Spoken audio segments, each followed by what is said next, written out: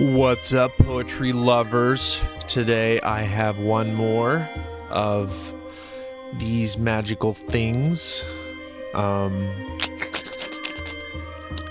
you know.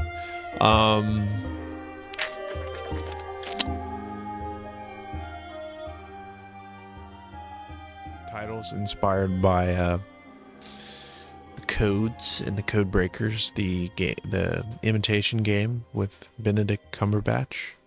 Very nice movie about the Enigma codes in World War II, and I'm pretty sure it was Alan Turing breaking the codes. It's not Turing, it's one of the British brilliant scientists. So this applies more to human reality and kind of what we're facing now. And hopefully by the end, it's a call to help, a call of some sort to get out of this. So hopefully we can pull out of the power dive, as Terrence McKenna might say. All right, here we go. Imitation Game. Anxiety, despair, hatred, rage. Not enough ink left to put it all on the page. Senseless confusion played out on the world stage. Hurry up, rush around in your mind cage. Boredom everywhere, numbing me out so I don't care. Cooped up caffeinated confusion, overcome by overwhelming delusion. Synthetic signifiers, I'll just have a life of abstract magnifiers. Of course I'll take the imitation crab, just as good as the real thing. Oops, my bad. Body level rejection, inner demons running wild and trying to rebel, manifesting as confusion, extra weight, and cancer cells. What's wrong? Why do I feel so numb and strange? Is this my fault I feel so deranged? Strange intuition, I should have died long ago, long before the sickness had time to grow. Fight for your life, the long and violent war against your soul. Impaled by the abstract until we honor ourselves and become whole.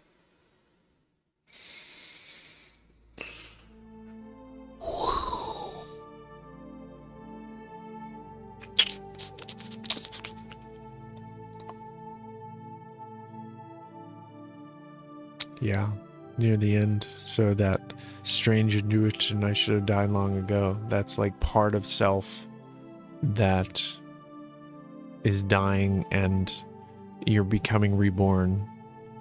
And so maybe that process, you're becoming reborn every day, and maybe that process is not complete, and you're longing for that part to die, and you need to transform, and you need to become somebody new to deal with the circumstance of your life. So perhaps that's the meaning of that line in a new way. Like, I felt so overcome by it in the moment when I wrote it that I didn't see that, but I like that interpretation now as, yeah, you're rebirthing every day. You're becoming a new person because as a new world is being born every morning, every sunrise is something beautiful. There it is in the picture, right? So the mix of everything, right? This anxiety at the top, right? Like, I point out that there's so much to say. There's so many words to say, all the feels, right? So hopefully we just journal enough so that we can not feel so stuck in ourselves. And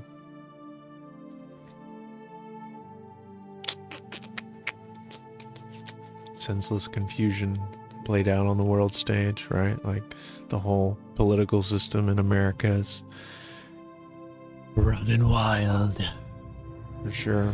So it's got everybody just running around in their little mind cage, like, ooh, let's go do this. Oh, let's go do that. Oh, what? No, I don't really want to do that. Oh, I don't really want to do that. Oops, whoops, boredom everywhere.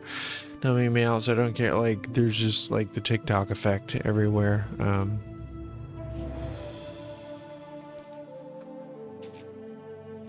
So synthetic signifiers. I'll just have a life of abstract magnifiers, right? So there's so much on the technical level that's just, this is just what we're doing. Like, I don't have a real life. I just have, little badges that I can say, I'm a rock solid this, I'm a super this, I'm a that, right?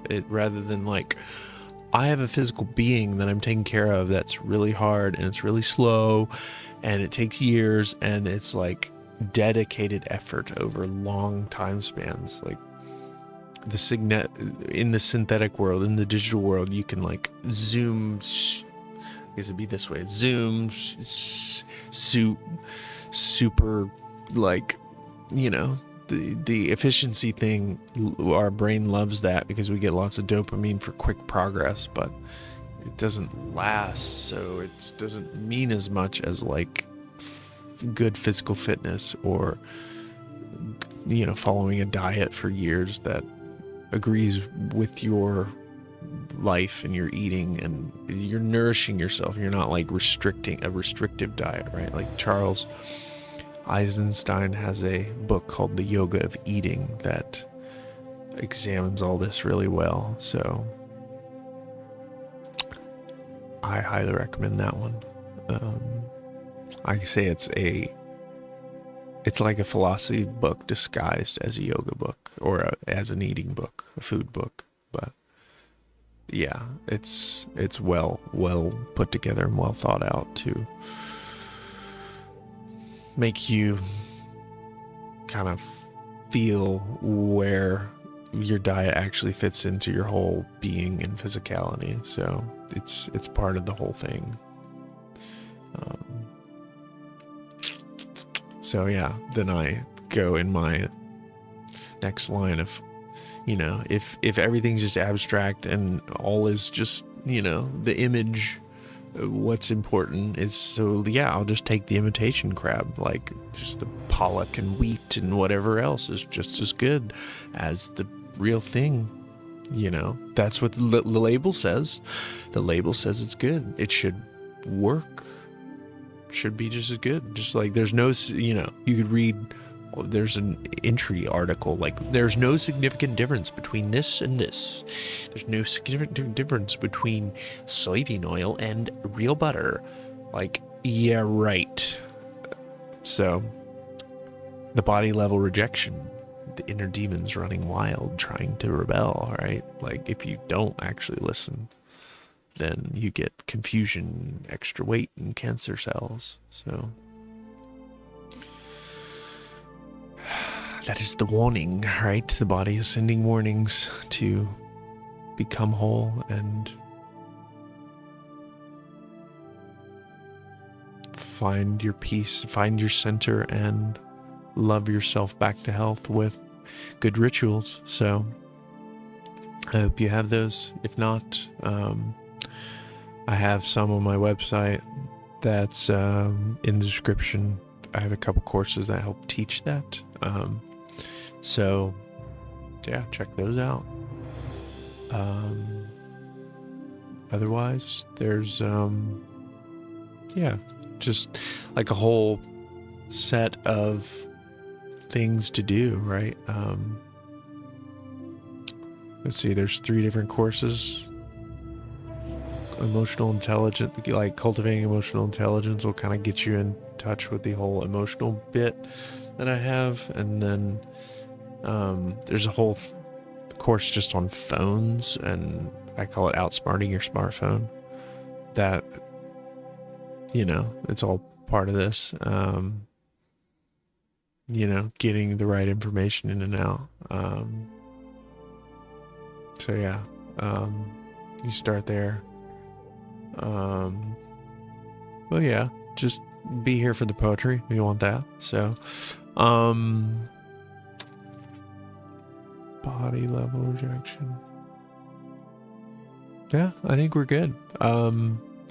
Yeah, let me know your favorite line in the comments, and I shall see you in the next one. Thank you so much.